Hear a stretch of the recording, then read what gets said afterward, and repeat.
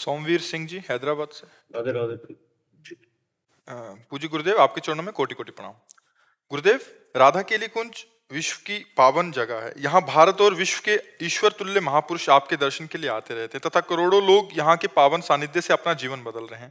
महाराज जी, इस दास का भय और संकोचवश ये सवाल है कि आपके राधा रानी के पास चले जाने के बाद भी राधा केली कुंज से ऐसे ही सत्संग प्रवचन आदि चलता रहेगा और हम लोगों को इस पावन धाम के दर्शन होते रहेंगे? अब ये तो हम नहीं कह सकते। हम ये कैसे कह सकते हैं, क्योंकि ये तो भगवान के हाथ है, श्री जी के हाथ है कि वो क्या करे क्या ना करे। इतना तो समझ लो कि असंभव है। संकेत में इतना ही है कि चलता रहेगा पर असंभव है। उड़िया बाबा जब थे, जैसा कृष्णाश्रम उड़िया बाबा के जाने के बाद फिर थोड़ी रह जाता है ना। तो सांप की मणि चली गई तो सांप ही रह गई, अब मणि तो चली जाती है ना। तो अब यद्यपि संत भगवान हैं, बहुत से संत भगवान हैं, सब प्रयास करेंगे कि, पर ये प्रयास वाला नहीं तुम सुन रहे हो। हम किसी योग्य नहीं है, अयोग्य के द्वारा भगवान जो करवा रहे हैं वो योग्यता से नहीं हो सकता है। ये हम आपको बता रहे हैं, ये जो हो रहा है ये अयोग्य से भगवान करवा रहे हैं। तो योग्य कि कोई योग्य पुरुष तैयार कर दिया जाए, कथावाचक हो सकता है, वो सब ये कर सकता है, लेकिन परिवर्तन नहीं कर सकता। जीव की मानसिकता का परिवर्तन नहीं हो सकता। और खास बात होता है जीव की मानसिकता का परिवर्तन करना, और वो होता है श्री भगवान से। और वो किसी को कभी कभी निमित्त बनाते हैं, निमित्त कभी किसी को बनाते हैं। तो ये हम इस समय जो देख रहे हैं कि वो प्रेमानंद नाम के शरीर धारक को एक निमित्त बनाकर अपना कार्य कर रहे हैं, हजारों लोगों की मानसिकताओं को बदल रहे हैं।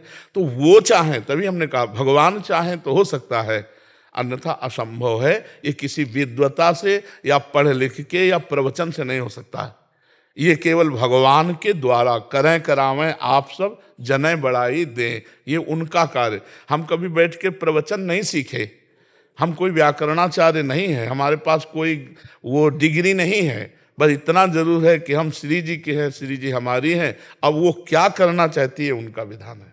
तो महाराज ये कह सकते हैं तुम्हारी कृपा पाओ कोई कोई। हाँ बस बिल्कुल, तुम्हारी कृपा पाओ कोई कोई।